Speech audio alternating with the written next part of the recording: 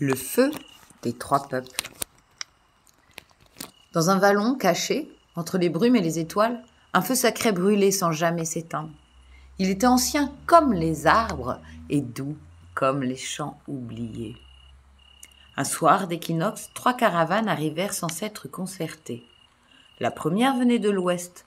On entendait, avant même de la voir, le son d'une guitare planante, mêlée à des rires d'enfants, des parfums d'encens et des tuniques arc-en-ciel. Des femmes aux cheveux longs tressés de fleurs marchaient pieds nus, des hommes aux yeux brillants de rêves cueillis d'ébés. C'étaient les hippies. Ils s'assirent autour du feu et chantèrent « Give peace a chance » en regardant les étoiles, persuadés qu'un autre monde était déjà là, dans chaque cœur ouvert. La deuxième caravane n'avait ni route ni bruit. Elle venait à travers les arbres, comme si la forêt elle-même s'était mise en marche. Des silhouettes légères avançaient en cercle, main tendue vers le ciel et les racines, portant le feu dans leurs yeux. Ils ne parlaient presque pas, mais murmuraient des prières, des chants médecines, des mots d'une langue oubliée. C'étaient les rainbows. Ils versèrent de l'eau sur la terre, soufflèrent dans leurs flûtes de bois et remercièrent les étoiles d'avoir été appelées. La troisième caravane arriva en roulotte, brinque-ballante, tirée par un vieux cheval blanc couvert de peinture. Un homme, à chapeau pointu, jouait du violon, avec un chat noir sur l'épaule. Une femme jonglait avec des pommes et des rires. Un enfant peignait des lunes sur les cailloux. C'étaient des saltimbanques. Ils dansaient comme si le monde était un grand théâtre sacré et offraient des histoires pour soigner les silences. Autour du feu, les trois peuples se regardèrent. Aucun ne chercha à convertir l'autre. Aucun ne dit « moi je sais ». Ils partagèrent le pain, les graines, le silence, la danse. Et cette nuit-là, le feu grandit. Une vieille femme apparut au bord du cercle. Nul ne l'avait vue arriver. Elle portait une cape de ciel et tenait un tambour qui battait comme un cœur. Elle dit simplement « Vous êtes les trois voix du même souffle, les rêveurs, les gardiens et les passeurs. Le monde a besoin de vous ensemble. Ne cherchez pas qui est le plus pur, soyez le plus vivant. » Puis elle disparut dans la fumée.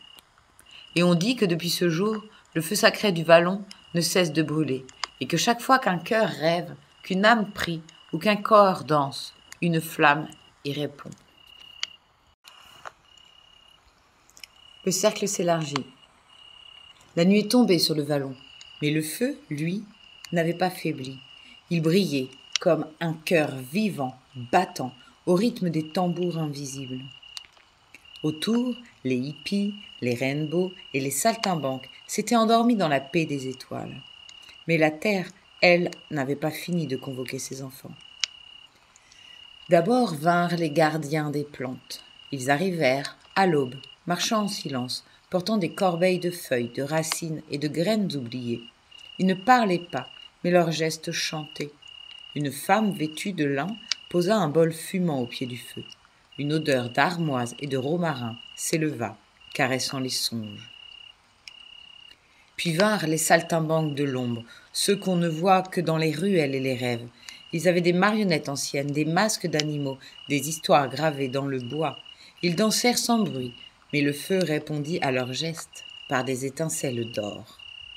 Un peu plus tard apparurent les passeurs de rêves. Ils surgirent comme des brumes colorées, écrivant sur l'air avec leurs mains. Ils ne parlaient pas, mais on entendait des récits dans les regards. L'un d'eux ouvrit un carnet et souffla dessus. Un oiseau de lumière s'envola, tourna 3 fois autour du feu et se percha sur une branche. Les façonneurs de sons vinrent ensuite. Ils portaient sur leur dos des instruments étranges, faits de coquillages, de métal et de bambou. L'un d'eux souffla dans une conque, et tout le vallon vibra. Le feu devint bleu un instant, puis rouge, puis doré. Même les pierres semblèrent chanter et danser. Enfin, quand la nuit revint, descendirent les veilleurs des étoiles. Ils n'étaient ni jeunes ni vieux, ils n'étaient pas d'ici, pas tout à fait. Leurs habits brillaient doucement comme les constellations d'hiver. Ils ne dirent rien. Ils levèrent les bras, et le ciel sembla leur répondre. Une pluie d'étoiles filantes illumina le feu. Et alors, dans ce grand cercle désormais immense, la vieille femme reparut. Son tambour avait changé. Il brillait comme une galaxie en spirale. Sa voix était le vent, la sève, l'eau et la braise, et elle dit « Maintenant vous êtes assez nombreux. Le cercle est vivant, le monde ancien tremble, le nouveau respire.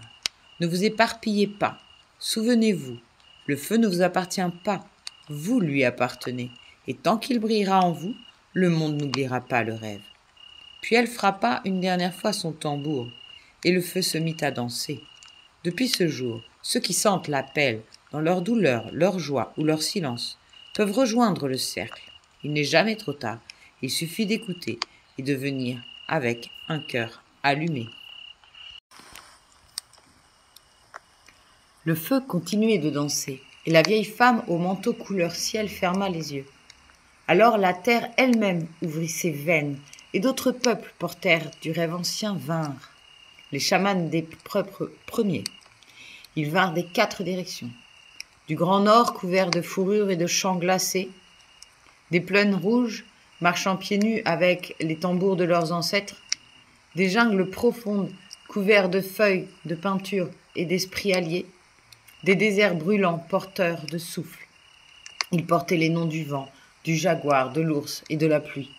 Ils parlèrent peu, mais la terre les reconnut, et le feu frémit comme un enfant retrouvant ses grands-parents. Les danseurs des spirales. Ils ne tenaient pas en place. Ils tournaient jusqu'à faire trembler l'air. Cela ne venait pas avec des mots, mais avec des corps en offrande. Leurs pas traçaient des mandalas invisibles sur le sol.